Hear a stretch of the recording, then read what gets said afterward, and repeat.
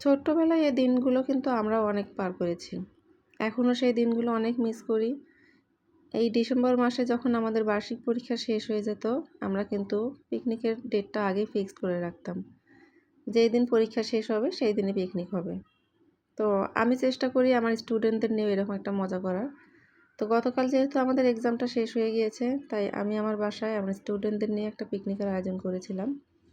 তো ওরা খুবই এক্সাইটেড ছিল। অনেক দিন যাবত এই পিকনিকের জন্য ওরাও অপেক্ষা করে যাচ্ছিল।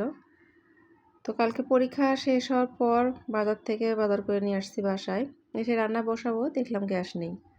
কি আর করার, যেহেতু বাচ্চাদের দুপুরের খাওয়ার আয়োজন করেছি, তো লেট তো আর করা যাবে না। ওভেনেই রান্নাটা বসিয়ে দিয়েছি আমি। মানে মাংসটা আমি হাতে মাখিয়ে ওভেনে দিয়েছি। আর পেঁয়াজটা চুলায় বেরেস্তা করে নিব। হালকা গ্যাস ছিল। তো এর মধ্যেই আমার বাচ্চা-কাচ্চিগুলো চলে আসছে সবাই। না, সবাই আসেনি। আরও কয়েকজন বাকি ছিল আসার, ওরা পরে আসছে। তো ওরা তো অনেক খুশি, ওদেরটা দেখেই বুঝতে পারছেন মুখগুলো। তো ওরা এক রুমে খেলছিল আর আমি এই যে রান্নাঘরে রান্না বসিয়ে দিয়েছি। ওভেনে মাংস আর এখানে পেঁয়াজটা বেরেস্তা করে নিয়েছি। তারপরে চাউলটা ভেজে নিচ্ছিলাম। আর এই যে ওরা খেলছে বসে, বসে। ওরা দাবা খেলছে। দাবা খেলার যে ওরা কি বোঝে আসলে আমি নিজেই তো বুঝি না দাবা খেলা, ওরা নাকি দাবা খেলছে। তো যাই হোক, বাচ্চারা যেটা করে ওটাই অনেক ভালো লাগে। তো এই যে আমার বিরিয়ানিটা হয়ে গিয়েছে। অনেক টেনশনে ছিলাম যে যেহেতু গ্যাস নেই হয়তো বিরিয়ানিটা অতটা ভালো হবে না। হয়তো চাউল, চাউল থাকবে বা এক সাইডে নরম হয়ে যাবে। কিন্তু আলহামদুলিল্লাহ অনেক সুন্দর হয়েছিল বিরিয়ানিটা, একেবারে ঝরঝরে হয়েছিল এবং টেস্টও ভালো হয়েছিল।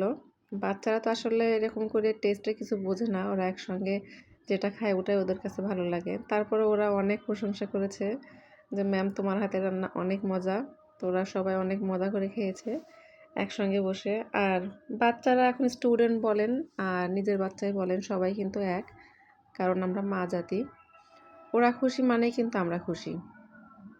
এই যে ওরা দেখেন কত এনজয় করতেছে।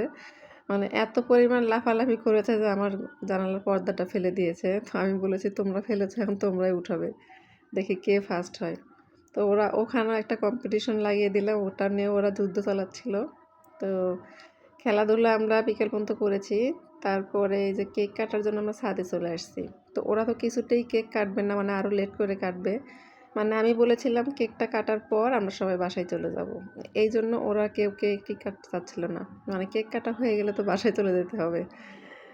তারপরও এখন যেহেতু মাগরিবের আজানের টাইম হয়ে গিয়েছে, তাই ওদেরকে নিয়েই সবাই ছাদে চলে গেলাম। গিয়ে কেক কাটার জন্য আসলে একটা প্লেস খুঁজছিলাম যে কোন সাইডটা আসলে ক্যামেরার ইয়েটা ভালো আসে। তো একপাশে গেলাম, প্রথমে ওই সাইডটা ভালো আসেনি, পরে যে আরেক পাশে চলে আসছি। তো কেকটা রেখেছি।